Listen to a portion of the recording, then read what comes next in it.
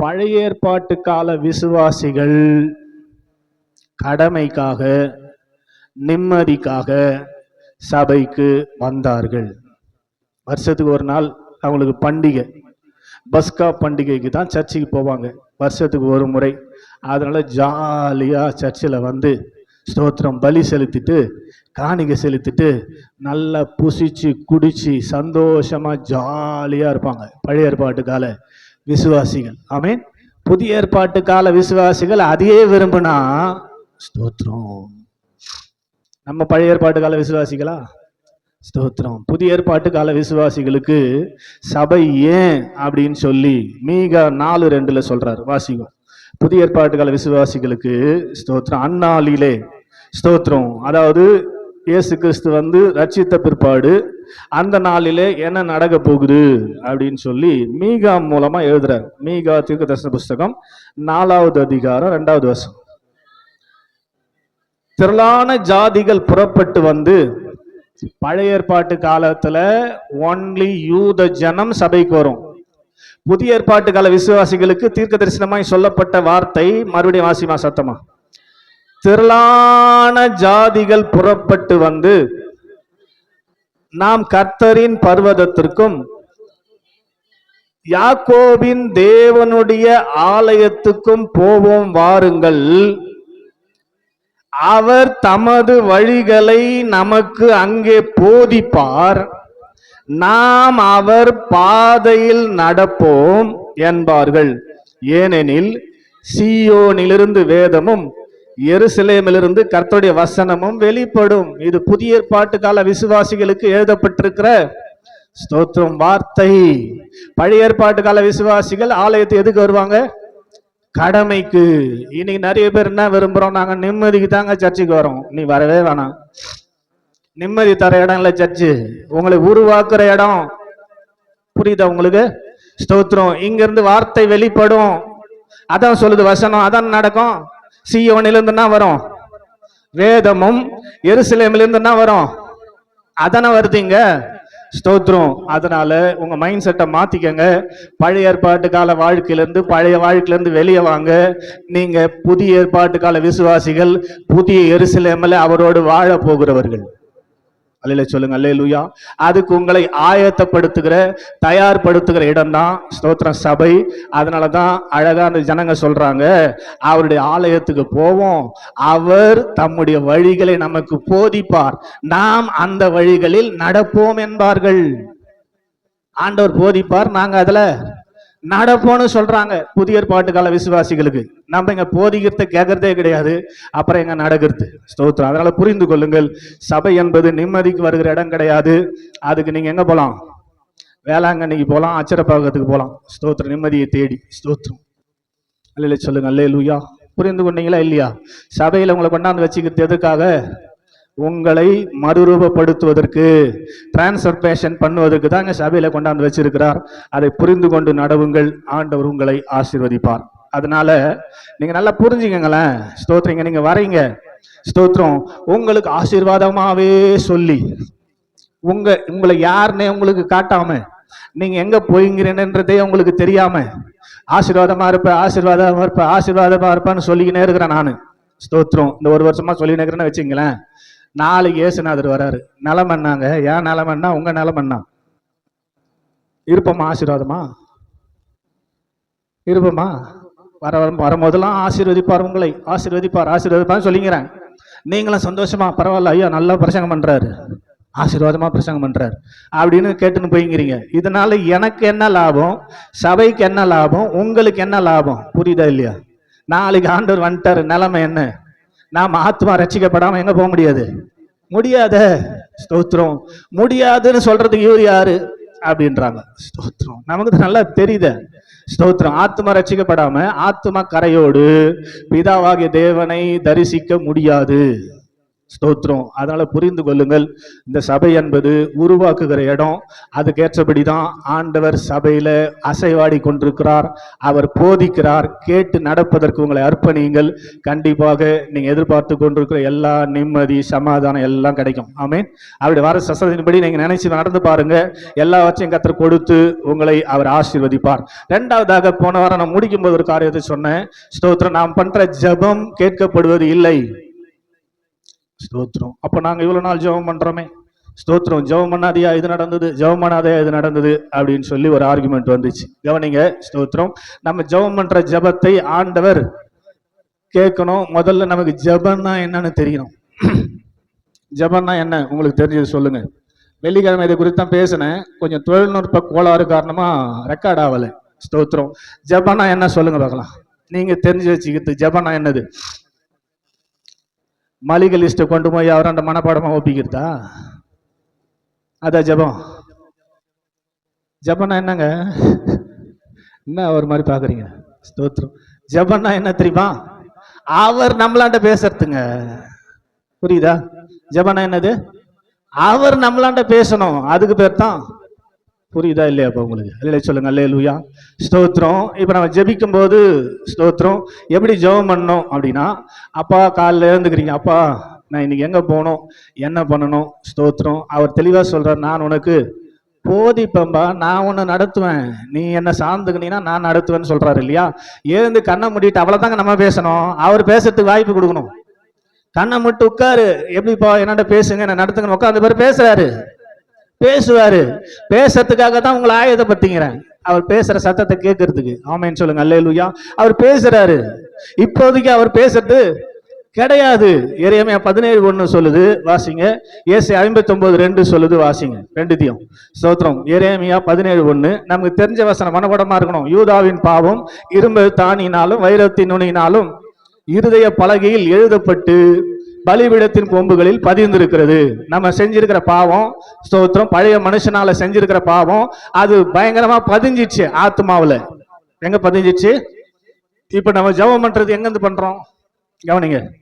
பாவம் ஆத்மாவுல பதிந்திருக்குதுங்க. அதை இயேசுநாதர் தான் அழிக்க முடியும், சரி பண்ண முடியும். இப்போதைக்கு நிலம் என்ன, நம்ம ஸ்டேட்டஸ்னா எல்லாருடைய ஆத்மாவில என்ன இருக்குது? பாவம் பதிந்திருக்குது. அதை மைண்ட்ல வச்சுங்க. யாருடைய பாவமும் போல. ஸ்தோத்திரம். இன்னொரு வசனம் ஏசாயா 59:2 என்ன சொல்லுது பாருங்க. உங்கள் அக்கிரமங்களே உங்களுக்கும் உங்கள் தேவனுக்கும் இடையே பிரிவினை உண்டாக்குகிறது, உங்கள் பாவங்களே உங்கள் தேவன் உங்களுக்கு செவி கொடுக்காதபடிக்கு அவருடைய முகத்தை மறைக்கிறது. இங்க பிதா நிக்கிறாரு, நான் இங்க இருந்து ஜெபம் பண்றேன். பிதாவாண்ட போவாதபடிக்கு என் பாவமே என்ன பண்ணிட்டான்? அப்ப ஜெபம் பண்ணா ஸ்தோத்திரம் கேக்குமா? ஸ்தோத்திரம். அவ ஜெபம் பண்றது வேஸ்ட் தானே? அல்ல சொல்லுங்க. அல்லேலூயா. இன்னொன்னு, நம்ம என்னதான் ஜெபம் தெரிஞ்சு வச்சுக்கிறோம். ஏற்கனவே சொன்ன பாத்தீங்களா? ஏதாவது தேவைக்கு தான், ஏதாவது போய் தேவைக்கு பண்றது ஜெபமே இல்லைங்க. ஸ்தோத்திரம். இதை உங்களுக்கு புரிஞ்சதுக்காக சொல்றேன். நானும் என் பையனும் ஒரே வீட்டுல இருக்கிறோம். இப்ப நாங்க 2 பேரும் மட்டும் தான் இருக்கிறோம். ஒரே வீட்டுல இருக்கிறோம். ஸ்தோத்திரம். வருஷம் ஃபுல்லா ஜனவரி தொடங்கிலிருந்து ஒரு நாள் அவன் என்னண்ட அப்பான்னு பேசவே இல்லை. அவன் பாட்டுன்னு அப்படி போவான், நான் பாட்டுன்னு அப்படி போவேன். பேசுறதே 2 பேரும் கிடையாதுங்க. ஆனா போன வாரம் ஒரு லிஸ்ட்டை கொடுக்குறான், எக்ஸாம் செமஸ்டர் ஃபீஸ் கட்டணும்பான்னு. புரியுதா இல்லையா உங்களுக்கு? இதுவரையிலும் பேசுறதே கிடையாது. நம்ம அப்படிதாங்கிறோம். ஸ்தோத்திரம். ஒரே வீட்டில் இருக்கிறோம். ஸ்தோத்திரம். உள்ளதாங்கிறாரு அவரு. ஒரு நாள் அவராண்ட பேசுறது கிடையாது. ஏதாவது ஒன்று ஆயிடுச்சுன்னா உடனே போய் லிஸ்ட்டை கொடுத்தா அவர் செய்வாரா? உங்களுக்கு புரியுதா இல்லையா? அல்லே சொல்லுங்க. அல்லேலூயா. ஆனா செய்வாரு. ஏன்? ஸ்தோத்திரம். கடமைன்னு ஒண்ணு இருக்குது இல்ல? ஸ்தோத்திரம். என் புள்ளன்ற அந்தஸ்து அவனுக்கு கொடுத்துக்கிறதுனால ஸ்தோத்திரம் செய்யக்கூடிய சூழ்நிலை இன்ட்ரெஸ்ட் எனக்கு இல்லைனாலும் செஞ்சிருவாரு. அதுதான் நடக்குது. எப்பாவது ஒரு நாள், எப்போ ஒரு நாள் என்ன பண்ணிருக்கோம்? ஜெபம் பண்ணி கேட்கப்பட்டிருக்கோம். எதுக்காக? புள்ளன்னு உரிமை கொடுத்துட்டுக்கிறாரு. சரி கேட்கறானா, என் கடமை செய்யணும்னு சொல்லிட்டு ஏதோ ஒரு 100 ஜப குறிப்புல ஒரு ஜப குறிப்பு கேட்டிருக்கோம். ரட்சிக்கப்பட்டதுல இருந்து எல்லா நாளும் பண்ற ஜபம் கேட்கறதுக்கான வாய்ப்பு. ஏன்னா வசனம் தெளிவா சொல்லுது, நம்ம பாவமே ஜபம் அங்க போகாதபடி தடுத்துடுது. அதனாலதான் ஆத்மா சுத்திகரிக்கப்படாம நீ பண்ற ஜபம் வேஸ்ட்ன்னு. இப்ப சொல்லுங்க. ஸ்தோத்திரம். புரிஞ்சுதா இல்லையா? ஸ்தோத்திரம். இப்ப அது இன்னொரு விஷயமா இருக்குது. அல்ல சொல்லுங்க அல்லேலூயா. தனிப்பட்ட முறையில தான் இது அப்ளிகபிள் ஆகும். ஆனா சபையா சேர்ந்து ஜெபிக்கிறேன்னு வச்சுங்களேன், ஸ்தோத்திரம், அதற்கு பதில் கொடுக்கிறார். ஏன்னா லேகியோன் பிசாசு பிடித்தவனை ஆண்டவர் போய் சந்திக்கும் போது 2000 பிசாசு ஒன்னா சேர்ந்து ஜெபம் பண்ணிச்சு. ஆமென்.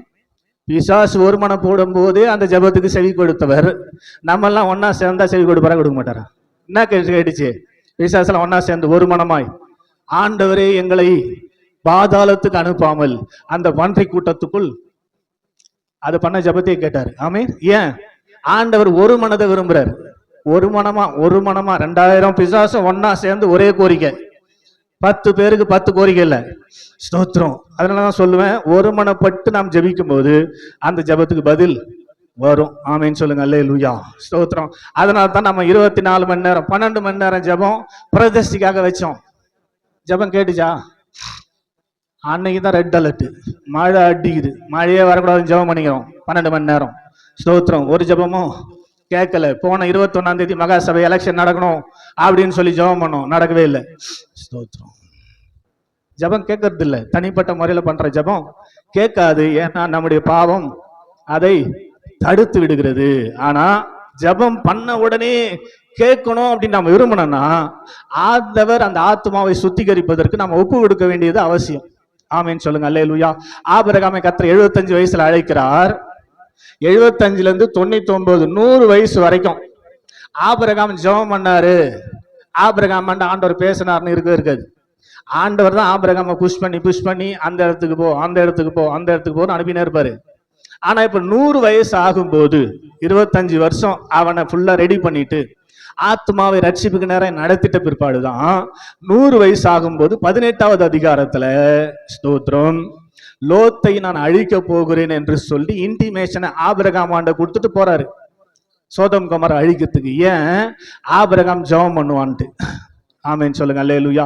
நீதிமான் செய்ய மூக்கமான ஜெபம் மிகவும் பலனுள்ளதா இருக்கிறது. 18வது அதிகாரத்துல நீங்க வாசித்தீங்கன்னா தெரியும். ஆபிரகாம் இப்ப போய் ஜெபிக்கிறார். ஐயோ, லோத்து சோதம் குமாரில் இருக்கிறாரு, ஆண்டவரே ஒரு 50 நீதிமான் அந்த இடத்துல இருந்தா நீர் அழிப்பீரோ. ஜெபம், ஆண்டவரே சோதம் குமாரால 50 நீதிமான் இருந்து அழிப்பீராப்பா. இந்த நம்ம ஜெபம் பண்றவங்க பதில் எப்படி பெறோம் பாருங்க. உடனே பதிலுங்க, 50 பேர் இருந்தா நான் அழிக்க மாட்டேன். இதுதான் ஜெபம். நான் போய் கேட்கிறேன் ஒரு கேள்வி ஆண்டவராண்ட, ஸ்தோத்திரம், 50 பேர் சோதம் குமார்ல இருந்து அழிப்பீரா? உடனே சொல்றார் நான். அப்ப உடனே இவரு கொஞ்சம் ரெக்வஸ்ட் பண்ணி 5 பேர் குறைஞ்சி ஒரு 45 பேர் இருந்தா, 45 பேர் இருந்தாலும் அழிக்க மாட்டேன். போய் பார்க்கறான் 45 தேரல, 40 பேர் 30 பேர் அப்படியே வந்துட்டான். 10 பேர் இருந்தா அழிப்பீரா கடைசியில. இப்ப ஒரு கான்வர்சேஷன் நடக்குது. நீ அந்த பகுதி வாசித்து பாருங்க 18வது அதிகாரத்துல. ஸ்தோத்திரம். இது தாங்க ஜெபம். இந்த அனுபவம் நமக்கு வரணும்னா 25 வருஷம் ஆபிரகாமை உருவாக்கினது போல நாம் உருவாக்கப்படுவதற்கு ஒப்பு கொடுக்கணும். ஒப்பு கொடுக்கவே மாட்டோமே.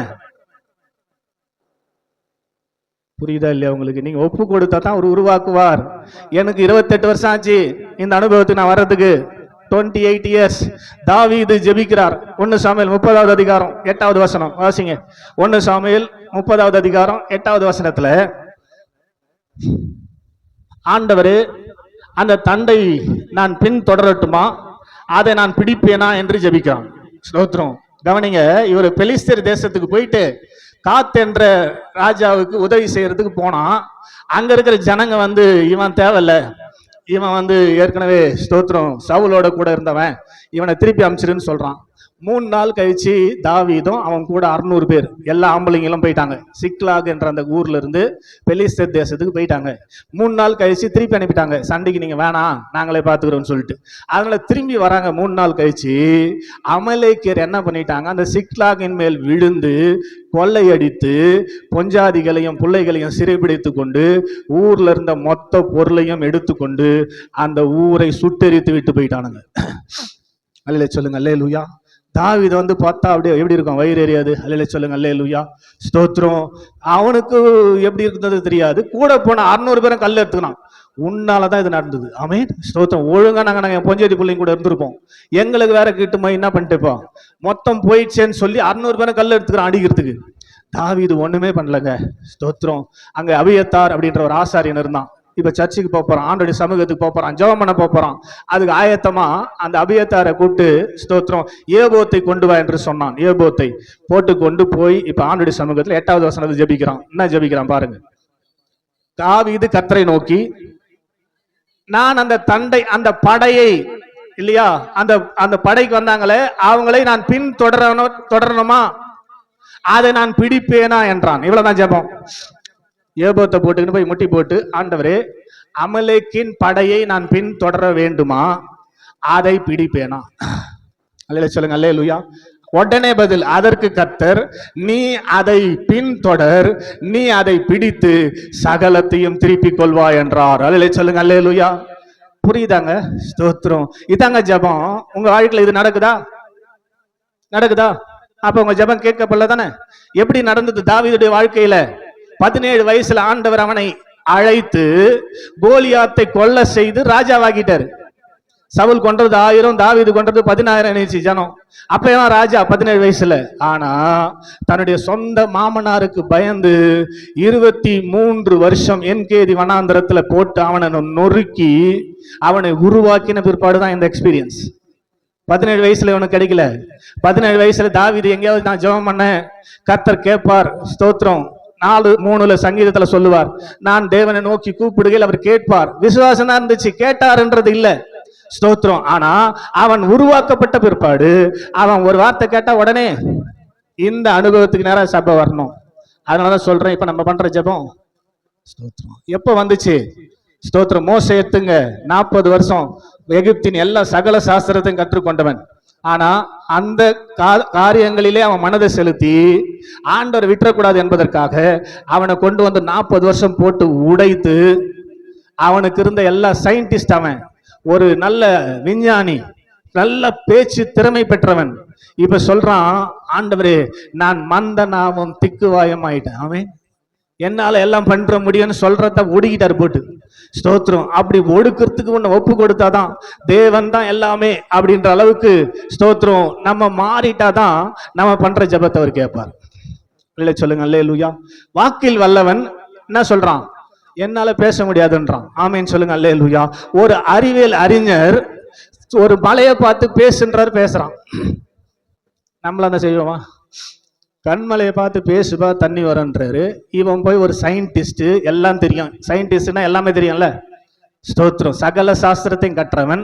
ஸ்தோத்திரம். நம்மளா இருந்தா போய் செய்வோமா? ஸ்தோத்திரம் செய்யவே மாட்டேன்னா, ஆண்டவரே காமெடி பண்றீங்க, மலையை போய் பார்த்து பேசினா தண்ணி வருமானு கேள்வி கேட்டிருப்போம். அல்லே சொல்லுங்க. அல்லேலூயா. ஆனா அவன் எதுவுமே பேசல, போய் பேசினான், தண்ணி வந்தது. ஸ்தோத்திரம். இது என்ன புரியுது அப்படின்னா, நான் என்னால முடியும்னு சொல்லி ஸ்தோத்திரம் ஆதாம் தேவனை விட்டு பிரிந்து விட்டான் இல்ல, அதை உடைக்கணுன்றாரு. அதுதான் ஆத்தும ரட்சிப்பு. ஆமென் சொல்லுங்க. அல்லேலூயா. என்னால முடியும், நீங்க எதுவுமே செய்ய முடியாது. ஸ்தோத்திரம். முடியாது எதையும் செய்ய என்னால் முடியவே. ஸ்தோத்திரம். இயேசு தெளிவா சொல்லிட்டு, என்னால் அன்றி உங்களால ஒண்ணுமே முடியாது. ஸ்தோத்திரம். அப்பனா நம்ம சரண்டர் ஆகணும்ன்றாரு. ஸ்தோத்திரம். என்னால முடியாதுப்பா, நீங்க பாத்துங்க. ஸ்தோத்திரம். அல்லே சொல்லுங்க. அல்லேலூயா.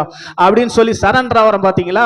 அதுதான் ஆத்தும ரட்சிப்புக்கு நேராக நம்ம நடத்துகிற காரியமா இருக்கிறது. அதனால பிரியமானவர்களே, பைபிள்ல இருக்கிற எல்லா பரிசுத்தவான்களையும் நீங்க பாத்தீங்கன்னா அவங்க பண்ற ஜபத்துக்கான பதிலை உடனே பெற்றுக்கொண்டதுக்கான காரணம் என்ன அப்படின்னா, ஆண்டவர் அவர்களை ஆத்தும ரட்சிப்புக்கு நேராக நடத்தின பிற்பாடுதான் அவர்கள் ஜபத்தை ஆண்டவர் கேட்டு பதில் கொடுத்தார், அவர்களோடு பேசினார். அப்ப நம்முடைய ஜபம் கேட்கப்பட வேண்டுமானால் நம்முடைய ஆத்துமா ரட்சிக்கப்பட வேண்டியது அவசியம். அல்லே சொல்லுங்க. அல்லேலூயா. அந்த ஆத்துமாவை ரட்சிக்க வல்லவர் இயேசு கிறிஸ்து மட்டுமே. அல்லே சொல்லுங்க. அல்லேலூயா. இததான் ஞானஸ்தான உடன்படிக்கையில பழைய ஏற்பாட்டு கால விசுவாசிகளுக்கு ஆண்டவர் சொல்லுவார். ஸ்தோத்திரம். வாசித்து பாருங்கள். 1 கொரிந்தியர் 10வது அதிகாரம் அதனுடைய முதல் வசனம் 2வது வசனத்தை வாசிங்க. 1 கொரிந்தியர் 10வது அதிகாரம் 2வது வசனம். எல்லாரும் கரெக்டா வாசிங்க. எல்லாரும் மோசேக்கு உள் ஆக. அப்படி வாசிக்கணும். எதுக்காக ஞானஸ்தானம் பெற்றாங்க? பழைய ஏற்பாட்டு கால விசுவாசிகள் ஞானஸ்தானம் எடுத்தாங்களா? செங்கடலை கடந்து வந்தாங்க இல்லையா, அதுதான் ஞானஸ்தானம். என்ன பாருங்க. ஸ்தோத்திரம். எதுக்காக ஞானஸ்தானம் எடுத்தாங்க? என்ன போட்டுக்குது? மோசேக்கு உள் ஆக, உள் ஆக. ஸ்தோத்திரம். ஏற்கனவே பார்வோனுக்கு உள்ளாக இருந்தார்கள், அடிமைத்தனத்திற்கு உள்ளாக இருந்தார்கள். அதிலிருந்து நாங்க மீண்டு இனி எது செஞ்சாலும் எனக்கு மோசே தான் அப்படின்னு சொல்லி மோசேக்கு உள்ளாக சம்மதித்தவர்கள் செங்கடலை கடந்தார்கள். அதுதான் ஞானஸ்தானம் பழைய ஏற்பாட்டில். இல்லை சொல்லுங்க அல்லேலூயா. மோசே சொன்னாதான் சாப்பாடு, மோசே சொன்னாதான் தண்ணி, மோசே சொன்னாதான் ட்ரெஸ், மோசே சொன்னாதான் எல்லாமே கிடைக்கும் என்று சொல்லி மோசேக்கு உள்ளாக விரும்பினவர்கள் இந்த ஞானஸ்தானத்தின் மூலமாய் கடந்து வந்தார்கள். விரும்பாதவங்க வரல. ஆமென் சொல்லுங்க அல்லேலூயா. அதே மாதிரி ஜனங்க என்ன பண்ணாங்க? மோசேயின் நியாயப்பிரமாணம், லா ஆஃப் மோசஸ்னு போட்டுக்குது. அந்த நியாயப்பிரமாணத்தின்படி வாழ்ந்தார்கள். வாழ்ந்தவர்கள் வந்து கானான்ல சேர்ந்தார்கள். நியாயப்பிரமாணத்துக்கு உட்படாதவர்கள் வனாந்தரத்திலே அழிந்து போனார்கள். உள்ளாகிறேன் என்று சொல்லிவிட்டு உள்ளாகாமல் இருந்த ஜனங்கள் எல்லாம் வழியிலே அழிந்து போனார்கள். அல்லே சொல்லுங்க அல்லேலூயா. உள்ளானவர்கள் மாத்திரம் வந்து கானான்ல சேர்ந்தார்கள் என்று சொல்லி பார்க்கிறோம். அப்ப ஞானஸ்தானம் என்பது ஒரு உடன்படிக்கை என்று வேதம் சொல்லுகிறது. ஞானஸ்தானம் என்ன? ஒரு கவனன்ட், ஒரு அக்ரிமெண்ட். ஸ்தோத்திரம். மேரேஜ் ஒரு கவனன்ட், ஒரு அக்ரிமெண்ட். வீட்டு வாடகை போறது ஒரு கவனன்ட், ஒரு அக்ரிமெண்ட். பிசினஸ்ல போடுறது ஒரு அக்ரிமெண்ட், ஒரு கவனன்ட், அக்ரிமெண்ட். இப்ப திருமணம் என்பது ஒரு அக்ரிமெண்ட் சொல்றோம். என்ன அக்ரிமெண்ட் போடுறோம்? புருஷன் மனைவி கையை பிடிச்சி, ஸ்தோத்திரம், என் வாழ்விலும் தாழ்விலும் சுகத்திலும் சுகவீனத்திலும் மரணம் நம்மை பிரிக்கும் வரை பிறர் முகம் பாராமல் உனக்கே மனைவியா இருந்து உன்னை நேசிக்கவும் உன்னை ஆதரிக்கவும் உனக்கு வாக்கு கொடுக்கிறேன். சொன்னீங்களா? உங்களாம் பார்த்தா அப்படி தெரியலையே. ஸ்தோத்திரம். கிறிஸ்டின் மேரேஜில் அப்படி சொல்லுவாங்க. ஸ்தோத்திரம். ஆமே. உடனே பொண்ணு அது கையை பிடிச்சி, ஸ்தோத்திரம், இந்த கையை பிடிச்சி வச்சுட்டு நான் சொல்றவரெல்லாம் விடாதரானா, ஸ்தோத்திரம், சொல்லி முடிச்ச உடனே விட்டு நிற்பான். டேய் விட்டுறா கையை. ஸ்தோத்திரம். அல்லேலூயா சொல்லுங்க அல்லேலூயா. இப்பே விட்டுறான். ஆனா சொல்ற உடன்படிக்கை அக்ரிமெண்ட் பார்த்தா பயங்கரமாகுது. ஸ்தோத்திரம். அல்லேலூயா சொல்லுங்க அல்லேலூயா. இந்த அம்மா சொல்லும், என் வாழ்விலும் என் தாழ்விலும் என் சுகத்திலும் என் சுகவீனத்திலும், ஸ்தோத்திரம், மரணம் நம்மை பிரிக்கும் வரை, ஸ்தோத்திரம், பிறர் முகம் பாராமல் உனக்கு கீழ்ப்படிந்து. ஆமென். அந்த வார்த்தை கொஞ்சம் அழுத்தி சொல்லுவோம். ஆமென்.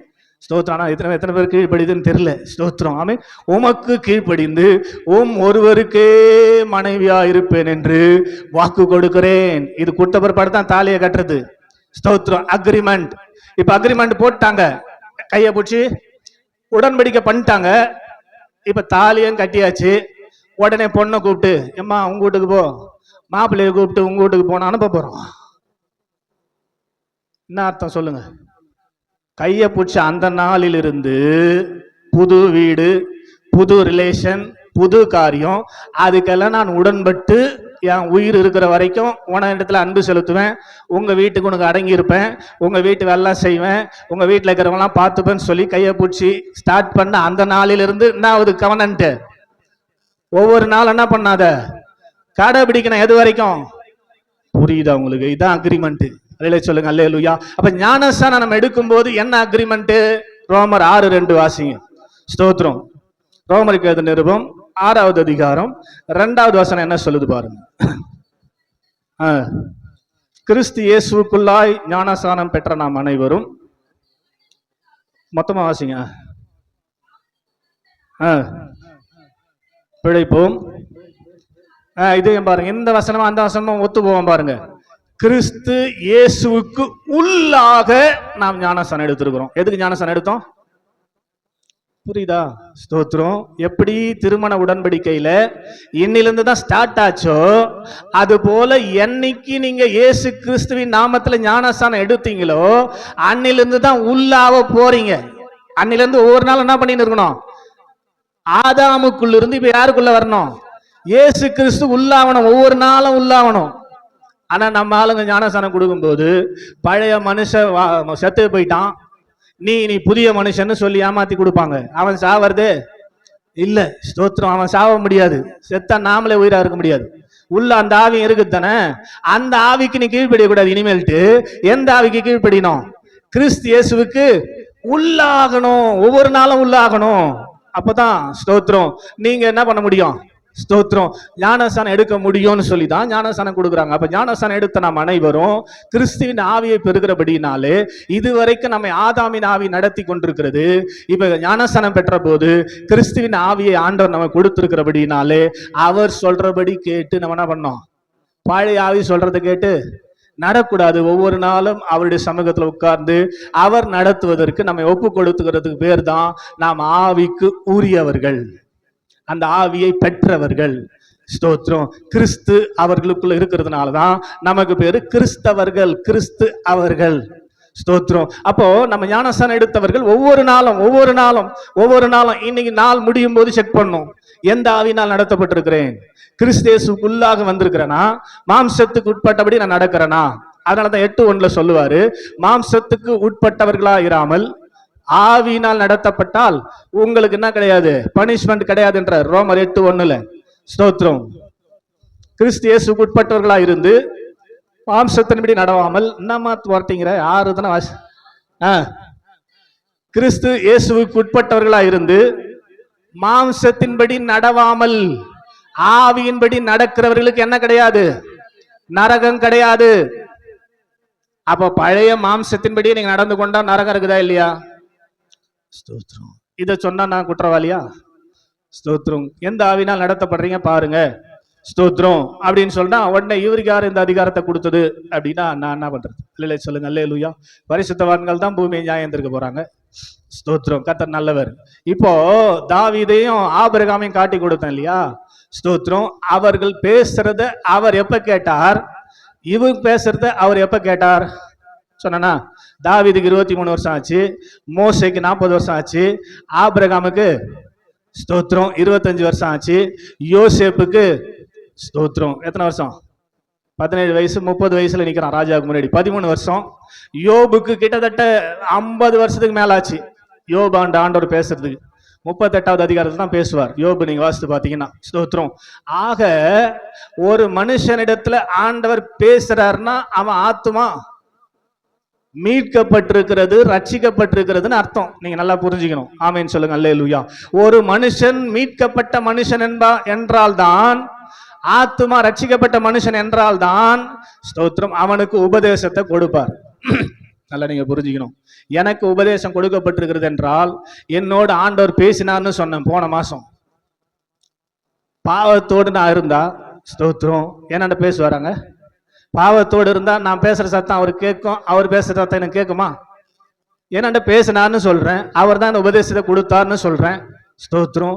அப்பவும் போன் பண்ணி பொஞ்சதாண்ட பேசினா இந்த ஆள் தப்பா பேசிப்பான்னு நினைச்சினா எப்படி பண்றது? நான் எங்களுக்கு தெரியாம எங்க பொஞ்சதாண்ட பேசினாங்க. என்ன பேசினாங்க? என்னங்க பேசினாங்க? ஸ்தோத்திரம். ஒரு அதாவது நம்ம கட்டளையே என்னது? 10 கட்டளையே, பிறர் பொருளை இச்சிக்கவே கூடாது. ஸ்ட்ரிக்டா ஆண்டவர் சொல்றாரு. ஸ்தோத்திரம். நான் சொல்றேன் இதை விளக்குறதுக்காக, ஒரு பந்திக்கு போறீங்க, கவனிங்க, ஒரு பந்திக்கு போறீங்க, ஒருத்தன் சாப்பிட்டு இலையை வச்சுட்டு போய்க்கிறான், அதே எல்லை சோறு போடுன்னு சாப்பிடுவீங்களா? அப்புறம் எப்படிங்க பிறர் பொஞ்சேரியை நீங்க இச்சிக்கிறீங்க அப்படின்னு பிரசங்கம் பண்றாள். நான் எச்சாலையில போய் சாப்பிடுவியா? புரியுதா இல்லையா? ஸ்தோத்திரம். எச்சாலையில போய் சாப்பிடுமா? இந்த பிறர் பொருளை இச்சியா திருப்பதையாகன்றத நான் விளக்கம் எப்படி கொடுக்குறேன்? நான் இச்சிப்பனா? இச்சிக்கிற ஆள் பேச முடியுமா? கொஞ்சம் யோசிங்க. ஸ்தோத்திரம். ஏதாவது போய் வாய்க்குதுன்னு மொட்டை கட்டையா சொல்லக்கூடாது. எங்களுக்கு தெரியாது எங்க பொஞ்சேரிங்களாண்ட பேசுறாரு, அது தப்பா தான் தெரியும். என்ன பேசினாருன்றது தெரியணும் முதல்ல. ஸ்தோத்திரம். எனக்கு அதெல்லாம் கிடையாதுங்க. ஏன்னா ஆண்டவர் பேசுறாருன்னா எனக்கு இச்சையே கிடையாது. நீங்க செக் பண்ணீங்க, இதை உங்களுக்கு ப்ரூவ் பண்ணனா எங்க வைஃப் ஆண்ட கேளுங்க. நாங்கள் கணவன் மனைவியா இருந்து கிட்டத்தட்ட 2 வருஷம் ஆகுது. நீங்க நம்புவீங்களா? நீங்க என் மனைவி போன் நம்பர் தரேன், கேட்டு பாருங்க. எனக்கு அவங்களாண்டி இல்ல இச்சை, வேற எங்க இச்சை வரும்? நல்லா புரிஞ்சுங்க, மைண்ட்ல ஏத்திங்க. ஆண்டவர் ஒரு மனுஷனோட பேசுறாருன்னா அவன் பாவம் செய்யறவனா பாவியா இருந்தா பேசவே மாட்டாருங்க. நல்லா நீங்க புரிஞ்சுக்கணும். ஆமென் சொல்லுங்க. அல்லேலூயா. அவர் கையில் எடுத்து அவனை பரிசுத்தப்படுத்தி சுத்தப்படுத்தி ஆத்துமாவை சரி பண்ண பிற்பாடுதான், ஆத்துமாவில் இருக்கிற பழைய பாவத்தெல்லாம் அழித்த பிற்பாடுதான் அவர் பேசுவார். அப்படிதான் பேசி இருக்கிறார், அப்படிதான் ஜெபத்துக்கு பதில் கொடுத்திருக்கிறார். அதனால நீங்க புரிந்து கொள்ள வேண்டும், உங்க மைண்ட்ல ஸ்தோத்திரம், உங்க மேல முதல்ல நம்பிக்கை வச்சுங்க. ஸ்தோத்திரம், நம்ம விழுந்துருவோமான்னு தெரியல. ஸ்தோத்திரம், என்ன பார்த்தலாம் நீங்க பயப்பட வேண்டிய அவசியம் இல்லவே இல்லைங்க. ஸ்தோத்திரம், அல்லேலூயா சொல்லுங்க. அல்லேலூயா. கர்த்தர் நல்லவர், ஆண்டவருடைய நாமம் மகிமைப்படுவதாக. அப்ப இந்த ஆத்தும ரட்சிப்புக்கு நேராக நாம் நடத்தப்பட வேண்டுமானால் என்ன செய்யணும்? ஸ்தோத்திரம், அவர் தான் ரட்சிக்கணும். ஆத்மாவை இயேசு கிறிஸ்துவை கொண்டு யார் தான் ரட்சிக்கணும்? பிதாவாகிய தேவன் தான் ரட்சிக்கணும். அப்படி அவர் ரட்சிக்கணும்னா நாம என்ன செய்யணும்? யாரை ரட்சிப்பார்? உபதேசத்தை கொடுத்துட்டாரு இல்லையா? ஸ்தோத்திரம், உபதேசம் நமக்கு தெரிஞ்சிச்சு இல்லையா? வாசிங்க யோவான் எழுதின சுவிசேஷம் 9வது அதிகாரம் 23வது வசனம். இன்னும் 10 நிமிஷத்துல முடிப்பேன். இதோட தொடர்ச்சியை வெள்ளிக்கிழமை முடிப்பேன். ஸ்தோத்திரம், அதனால தவறாம வெள்ளிக்கிழமை வாங்க, ஏன்னா இப்ப முடிக்க முடியாத டைம் ஆயிடுச்சு. ஸ்தோத்திரம், வாசிங்க யோவான் 9:23. யாருக்கு ஆத்தும ரட்சிப்பை கொடுப்பார்?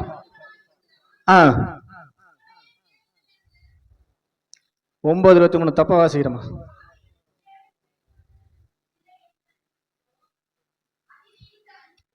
ஒருவன் என் பின்னே வர விரும்பினால் 9:23.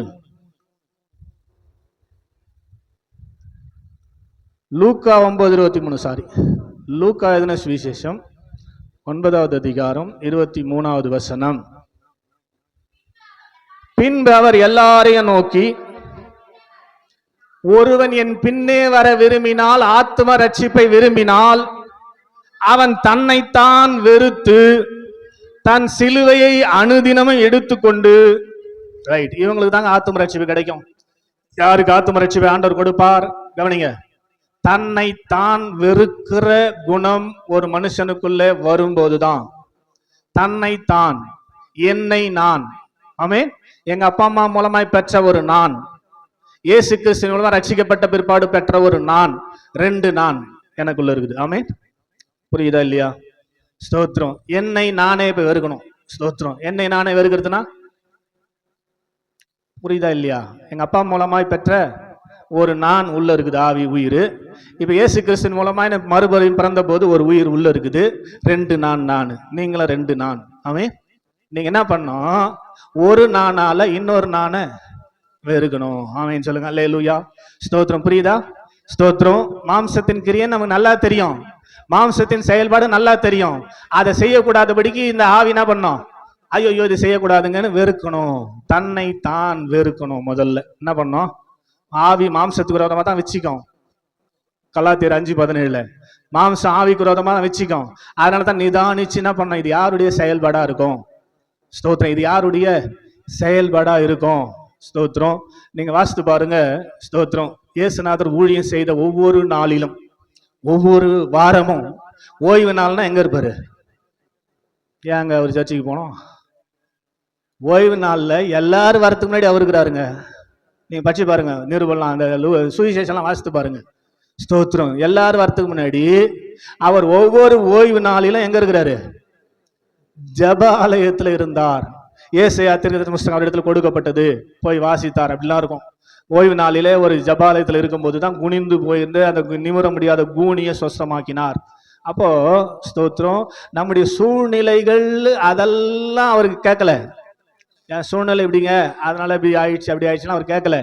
ஸ்தோத்திரம், இந்த சூழ்நிலைகளின் மத்தியில் உங்களுக்குள்ளே பெற்றிருக்கிற ஆவியானவருக்கு நீங்க கொடுக்கிற மரியாதை என்னன்னு பாக்குறாரு.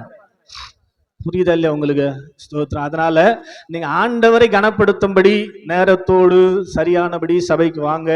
அப்ப கண்டிப்பாக ஆண்டவருடைய நிறைவான ஆசீர்வாதம் இருக்கும். இங்க பாருங்க, லூக்கா எழுதின சுவிசேஷம் 9:23, ஒருவன் என்னை பின்பற்றி வர விரும்பினால், நான் அவனுடைய ஆத்மாவை ரட்சிக்க விரும்பினால், செய்ய வேண்டிய மிக முக்கியமான காரியம், ஒவ்வொரு செயலும் என்னை நான் வெறுக்கணும். இந்த செயல் எனக்குள்ளே ஆதாமின் ஆவினால் வருகிறது. இதை செய்தால் என் ஆண்டவர் துக்கப்படுவார்.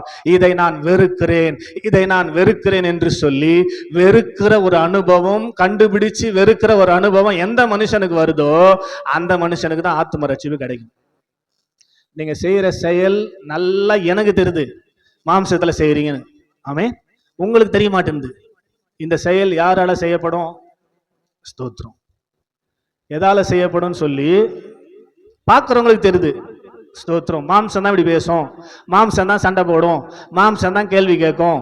ஸ்தோத்திரம். அப்படின்னு நல்லா தெரியுது, ஆனா நமக்கு தெரிய மாட்டேங்குது. அதனால நீங்க என்ன பண்ணோம், தேவ சமூகத்தில் உட்கார்ந்து ஸ்தோத்திரம், நான் செய்ய போற செயல் பழைய மனுஷ ஆவினாலையா அல்லது இயேசு கிறிஸ்து ஆவியாலையா? இப்ப இயேசு கிறிஸ்து ஆவினா எந்த செயலையும் அவர் ஒழுங்கீனமா செய்யவே அதிலே புரிஞ்சுக்கலாம். ஆமேன்னு சொல்லுங்க. அல்லேலூயா. இயேசு கிறிஸ்து துணிகரமா ஒரு மனுஷனோட பேச மாட்டார், சண்டை போட மாட்டார், எதையும் கேள்வி கேட்க மாட்டார். ஸ்தோத்திரம். ஆமென். அப்படிதானே? அல்லேலூயா சொல்லுங்க. அல்லேலூயா. அப்ப நீங்க இதெல்லாம் செய்யறீங்கன்னா அப்ப யார் நடத்துறது? அப்போ சண்டை போடணும், ஒருத்தரை பத்தி குறை சொல்லணும் அப்படின்லாம் உங்களுக்கு தோணும் போது, ஐயோ இதை செஞ்சா என் ஆண்டவருக்கு பிடிக்காதுங்கன்னு சொல்லி அந்த செய்யற செயலை வெறுக்கணும். என்னை நான் வெறுக்கணும். அப்படி வெறுத்தா வெறுத்தா வெறுத்தா வெறுத்தா உங்களை ஆண்டவர் கையில் எடுப்பார். ஆமென். ஸ்தோத்திரம். அவர் தாங்க சுத்திகரிக்கணும். அவர் சுத்திகரிக்கக்கூடிய வேலையை செய்யறதுக்கு தான் இந்த காரியங்களை உங்களிடத்தை சொல்லி கொண்டிருக்கிறார்.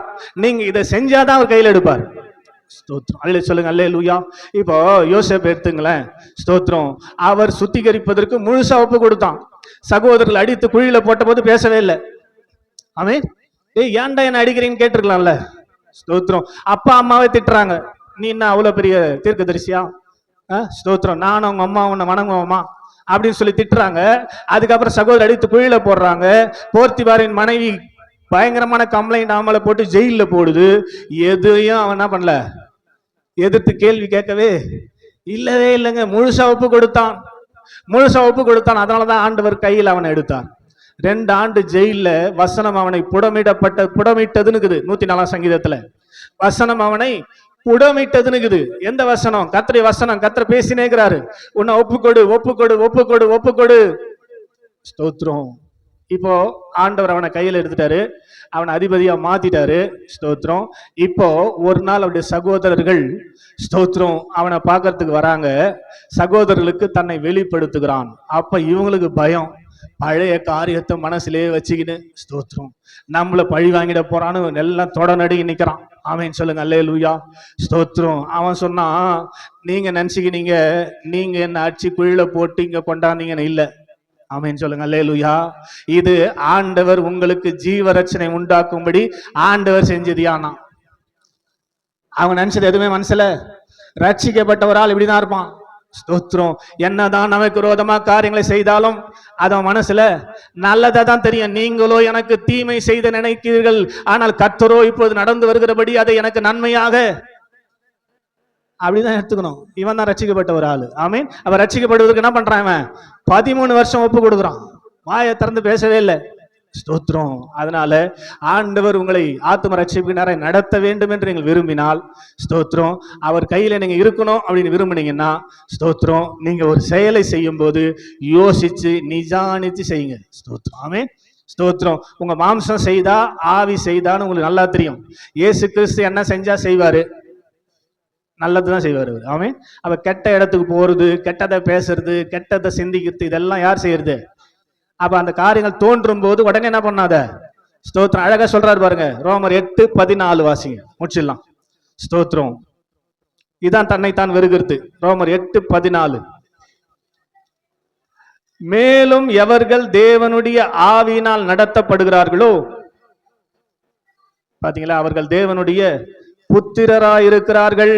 அதுக்கு மேல் வசனம், மாம்சத்தின்படி பிழைத்தால் சாவீர்கள். இது வசனம், கவனிங்க. மாம்சத்தின்படி பிழைத்தால் சாவீர்கள் என்று பாருங்க. இதை சொல்லக்கூடாதான், சாபமா போட்டுக்கிறார் அவரு. அல்லேலூயா சொல்லுங்க. அல்லேலூயா. மாம்சத்தின்படி பிழைத்தால், மாம்சனா என்னது? மாம்சனா என்னது? பழைய எங்க அப்பா மூலமா பெற்ற ஆவி, உயிர். அது நடக்கிற மாதிரி நடத்தினீங்கன்னா உங்களுக்கு என்ன உண்டு? கண்டிப்பா நரகத்துல போய் சாவீர்கள். ஆனால் ஆவியினாலே, கவனிங்க அந்த வசனத்தை, நீங்க பெற்றிருக்கிற இயேசு கிறிஸ்துவின் ஆவியினாலே சரீரத்தின் செய்கைகளை அழித்தால் பிழைப்பீர்கள். அப்ப ஒவ்வொரு முறையும் அந்த ஆவி எழும்பும் போது இந்த பரிசுத்த ஆவியானவரை கொண்டு அந்த நினைவுகளை, சிந்தைகளை சுத்தமா எரேஸ் பண்ணிக்கினே இருக்கணும். ஆமென். அல்லேலூயா சொல்லுங்க. அல்லேலூயா. ஒரு சின்ன உதாரணம் சொல்ற, தப்பா எடுத்துக்காதீங்க. அல்லேலூயா சொல்லுங்க. அல்லேலூயா. ஸ்தோத்திரம். மகா சபைக்கு போய் ஸ்தோத்திரம் இந்த பாஸ்டர் மாத்திரத்துக்கு பேசணும்னு தோணுது உங்களுக்கு, வச்சுக்கோங்க. உதாரணத்துக்கு சொல்றேன். ஆமென் சொல்லுங்க. அல்லேலூயா. ஸ்தோத்திரம். இது தவறு. உங்களுக்கு யாரும் அந்த வேலையை கொடுக்கல. ஸ்தோத்திரம். அவங்க போட்டவங்களுக்கு தெரியும் எப்ப மாத்தணும் எப்ப போனோம்னு சொல்லிட்டு. ஆமென். அப்ப என்ன பண்ண, இந்த எண்ணெய் எழும்பும் போது ஐயோ இது தப்புங்க, நம்ம இங்க போக கூடாது ஸ்தோத்திரம் அப்படின்னு சொல்லி ஆவினால அபிஷேகத்தினால அந்த எண்ணம் உங்க மைண்ட்ல இராதபடிக்கு என்ன பண்ணிடணும், எரேஸ் பண்ணிட்டீங்கன்னா உங்களுக்கு சக்சஸ். உதாரணத்துக்கு சொன்னேன். ஆமென் சொல்லுங்க. அல்லேலூயா. அது போல ஒவ்வொரு செயலும் பாஸ்டர் பத்தி போய் கம்ப்ளைண்ட் பண்ண போறேன் அப்படின்னு உங்களுக்கு உள்ள தோணுது. ஸ்தோத்திரம். பாஸ்டர் பத்தி போய் ஸ்தோத்திரம் ஒருத்தராண்ட சொல்ல போறேன்னு ஒரு எண்ணம் தோணுதுன்னா ஸ்தோத்திரம் அதை செஞ்சிட்டீங்கன்னா நீங்க மாம்சத்தின்படி பிழைக்கிறீங்க. செஞ்சிட்டா உங்களுக்கு கண்டிப்பா என்ன உண்டு, பனிஷ்மெண்ட் உண்டு. ஆனா அதே சமயம் ஐயோ நம்ம ஏன் போய் அவரை பத்தி குறை சொல்லணும், ஸ்தோத்திரம் நமக்கு தேவைன்னா எடுத்துப்போம், இல்லைன்னா விட்டு கடாச்சிட்டு போவோம் அப்படின்ற மைண்ட் செட்ல உங்களுக்கு கொடுக்கப்பட்டிருக்கிற பரிசுத்த ஆவியினால அந்த எண்ணத்தையே இரேஸ் பண்ணிட்டீங்கன்னா நீங்க பிழைப்பீர்கள், சக்சஸ்ஃபுல்லா வாழ்வீர்கள். பிழைப்பீர்கள்னா இங்க வாழ போற 80 வருஷம் கிடையாது, 1000 வருஷம் வாழ்வீர்கள். ஆமென். நீங்க தப்ப முடிவு பண்ணிக்கணும் உங்க வாழ்க்கை எங்க கழிக்க போறீங்கன்னு. அல்லேலூயா சொல்லுங்க. அல்லேலூயா. அவர் செய்ய வேண்டிய வேலையெல்லாம் செஞ்சுட்டாரு. ஆமென். சொந்த குமார் நீங்க கொடுத்து அதை சாவடிச்சு ஆவியை கொண்டாந்து உங்களுக்குள்ள கொடுத்து சபையிலையும் கொண்டாந்து உட்கார வச்சுட்டு அவர் வேலையை ஸ்டார்ட் பண்ணிட்டாரு, ப்ராசஸ். இப்ப உங்களுக்கு சக்சஸ்ஃபுல்லா இந்த லைஃப் முடியணும்னா தன்னைத்தான் வெறுத்து சிலுவை எடுக்கணும். ஆமென். சொல்லுங்க. அல்லேலூயா. சிலுவைனா என்னது? அவமானம் வரும், அசிங்கம் வரும், எல்லாமே இருக்கும். சிலுவைனா அதான். ஆமென் சொல்லுங்க. அல்லேலூயா. மாம்சத்தின்படி நடக்காம ஆவியின்படி நடக்க நீங்க தீர்மானிக்கும் போது அசிங்கம் வரும், அவமானம் வரும், எல்லாம் வரும். நல்லவங்களுக்கு தான் சோதனை. ஆமென். நல்லபடி நடக்கிறவங்களுக்கு தான் சோதனை வரும். அதை ஒவ்வொரு நாளும் சகித்து கொள்ள வேண்டும், ஏற்றுக்கொள்ள வேண்டும். சிலுவை அனுமதித்ததுக்காய் ஸ்தோத்திரம். நல்லா புரிஞ்சுக்கணும். எல்லாருக்கும் சிலுவை ஆண்டவர் அனுமதிக்க, அவர் நேசிக்கிறவர்களை தான், அவர் யாரை ஆத்துமாவை பரிசுத்தப்படுத்தி அவரோடு வைத்துக் கொள்ள வேண்டும் என்று விரும்புகிறவர்களுக்கு தான் சிலுவையை அனுமதிப்பார். அந்த சிலுவையை சந்தோஷமா ஏத்துக்கணும். ஆமென். ஒரு எஜமான், மாடு வைத்துக் கொண்டிருக்கிற எஜமான் ஏர் ஓட்டுவதற்காக அந்த மாட்டை கொண்டு போய் நிறுத்தினா அதுவே சந்தோஷமா வந்து என்ன பண்ணும், நுகத்தடியில தலையை கொடுக்கும். பாத்துக்கிறீங்களா? இல்லை சொல்லுங்க. அல்லேலூயா. இப்படி இருக்கணும் ஒரு விசுவாசி. ஆமென் ஸ்தோத்திரம். அதை தான் புலம்பல்ல சொல்லுவாரு, அவரே அதை தன் மேல் வைத்தார் என்று தன் வாயை தூளில் நுழைத்துவானாக, அடிக்கிறவனுக்கு தன் கன்னத்தை காட்டி நிந்தையால் நிறைந்திருப்பானாக. இந்த எக்ஸ்பீரியன்ஸ்ல வந்துட்டீங்கன்னா உங்க வாயே என்ன பண்ணக்கூடாது, நீங்க திறக்கவே கூடாது. உங்க கையில எடுத்துட்டுக்கிறாரு, உங்களை புடமிட்டு சுத்திகரித்த பிற்பாடுதான் ஸ்தோத்திரம் அவர் உங்களை விடுவாரு. அப்படிப்பட்ட சிந்தையுள்ளவர்களாய் நம்ம கடந்து போவதற்கு நம்மை அர்ப்பணிக்க வேண்டியது அவசியமான ஒரு காரியமா இருக்கிறது. அதனால ஸ்தோத்திரம் சிலுவை எடுக்கணுங்க. அவமானம், அசிங்கம் எல்லாமே வரும். ஸ்தோத்திரம். அல்லேலூயா சொல்லுங்க. அல்லேலூயா. நான் சொல்லுவேன் ஸ்தோத்திரம், ஒரு விசுவாசி உண்மையான கிறிஸ்தவன்னா எப்படி இருக்கணும் தெரியுமா? சூடு சொன்னே இருக்கக்கூடாது. அவன் தான் உண்மையான விசுவாசி, பரலோகம் போற ஆளு. ஆமென் ஸ்தோத்திரம். 1 சொல்லிட்டா 9 திருப்பி சொன்னீங்கன்னா நீ வேற தராத கேஸ்ன்னு அர்த்தம். ஆமென். இயேசுநாதர் அடித்தார்கள், கன்னத்தில் அடித்தார்கள், காரி துப்பினார்கள். ஸ்தோத்திரம். கண்ணை கட்டிட்டு கொட்டிட்டு யாருன்னு கேட்டாங்க, ஏதாவது பேசினாரா? ஏசு 53:7 அழகா சொல்லுது, அடிக்கப்படும்படி கொண்டு போகிற ஒரு ஆட்டை போலவும் தன்னை மயிர் கத்திரிக்கிறவனுக்கு முன்பாக சத்தமிடாது இருக்கிற ஆட்டை போலவும் தன் வாயை. ஏங்க அவருக்கு பேச தெரியாதா? உங்களை விட அவர் நல்லா பேசுவாரு. ஆர்குமெண்ட் பண்ண தெரியாதா? ஸ்தோத்திரம். அப்ப நம்ம ஆர்குமெண்ட் பண்ணிங்கிறோன்னா என்ன அர்த்தம்? ஸ்தோத்திரம். கர்த்தர் நல்லவர். அதனால புரிந்து கொள்ளுங்கள், ஆண்டவர் உங்களை சுத்திகரித்து விட்டால் உங்களுக்கு வர வேண்டிய ஸ்தோத்திரம் ஜெபத்திற்கான பதில் வரும், வர வேண்டிய ஆசீர்வாதம் வரும், எல்லாமே வருங்க. இப்ப தடையா இருப்பது எதுதான்? உங்க ஆத்துமா தாங்க தடை. ஸ்தோத்திரம். ஆமென். உங்க பள்ளத்தாப்பு நிரம்பாகிறதுக்கு காரணம் என்ன? உங்க ஆத்துமா சரியில்லை. அதனால ஆண்டவர் என்ன பண்ண மாட்டார், உங்களுக்கு ஆசீர்வாதத்தை கொடுக்கவே மாட்டார். உங்க காணிக்கை ஏற்றுக்கொள்ளவே மாட்டார், உங்க ஆராதனை ஏற்றுக்கொள்ளவே மாட்டார், உங்க ஜபங்களை ஏற்றுக்கொள்ளவே மாட்டார். ஏதோ நம்ம திருப்திக்கு வந்து பண்ணிட்டு போயினே இருக்க வேண்டித்தான். ஒரு நாள் ஒன்று வரும், அன்னைக்கு நம்மளுடைய நிலைமை என்னன்னு பாத்துங்க. இப்படியே போயிருந்தா அவர் வந்துட்ட பிற்பாடு ஆத்மா தான் பரலோகம் போக போகுது. அழுக்கோடு பாவத்தோடு சுத்திகரிக்காத ஒரு ஆத்மா எங்க போவோம்? எங்க போவோம்? புரியுதா? அதனால இன்றைக்கு உங்க ஆத்மா சுத்திகரிக்கப்பட நீங்கள் ஒப்பு கொடுக்க வேண்டியது அவசியமான ஒரு காரியம். பைபிளை முடிட்டு எழுதி நிற்போம். ஸ்தோத்திரம். நீங்க தான் ஒப்பு கொடுக்கணும். இன்னிலிருந்து ஒரு முடிவு எடுக்கணும். நீங்க செய்ய போற செயலை யோசிச்சு செய்யற தவறு உங்களுக்கே தப்பா தெரிஞ்சா உங்களுக்கு கொடுக்கப்பட்ட பரிசுத்த ஆவியினால அந்த நினைவை உங்களை விட்டு என்ன பண்ணோம்? எரேஸ் பண்ணோம். மாம்சத்தின்படி பிழைத்தால் சாவீர்கள். ஆவியினாலே, உங்களுக்கு கொடுக்கப்பட்டிருக்கிற ஆவியினாலே, பரிசுத்த ஆவியினாலே மாம்சத்தின் செய்கைகளை அழித்தால் பிழைப்பீர்கள். மேலும் எவர்கள் தேவனுடைய ஆவியினால் நடத்தப்படுகிறார்களோ அவர்கள் தேவனுடைய பிள்ளைகளா இருக்கிறார்கள். இங்க எத்தனை பேர் தேவனுடைய பிள்ளைங்க? உங்களை தேவ ஆவி நடத்துகிறாரா? ஸ்தோத்திரம். கண்ணை மூடுங்க ப்ளீஸ், கண்ணை மூடுங்க. ஹல்லேலூயா. ஆவியானவருக்கு ஒப்பு கொடுங்க, ஆவியானவருக்கு ஒப்பு கொடுங்க. ஹல்லேலூயா. ஒவ்வொரு நாளும் காலை ஜெபம் இதுவா இருக்கட்டும். எங்களுக்குள்ளே வாசம் செய்யும் ஆவியானவரே, இந்நாளில் சித்தம் போல் நடத்தி செல்லும் ஐயா. எங்களுக்குள்ளே வாசம் செய்யும் ஆவியானவரே, இந்நாளில் சித்தம் போல் நடத்தி செல்லும் ஐயா. எங்கு செல்ல வேண்டும், என்ன சொல்ல வேண்டும், வழி நடத்தும் ஆவியானவரே. எத்தனை பேர் ஜெபம் எப்படி இருக்குது? எங்கு செல்ல வேண்டும், என்ன சொல்ல வேண்டும், வழி நடத்தும் ஆவியானவரே. உம் விருப்பம் இல்லாத இடங்களுக்கு செல்லாமல் தடுத்து நிறுத்தும் ஆவியானவரே. ஆவியானவரே, ஆவியானவரே, பரிசுத்த ஆவியானவரே. உண்மையா கேளுங்க. ஆவியானவரே, ஆவியானவரே, பரிசுத்த ஆவியானவரே, எங்களுக்குள்ளே வாசம் செய்யும் ஆவியானவரே, இந்நாளில் நடத்தி செல்லும் ஐயா. எங்களுக்குள்ளே வாசம் செய்யும்.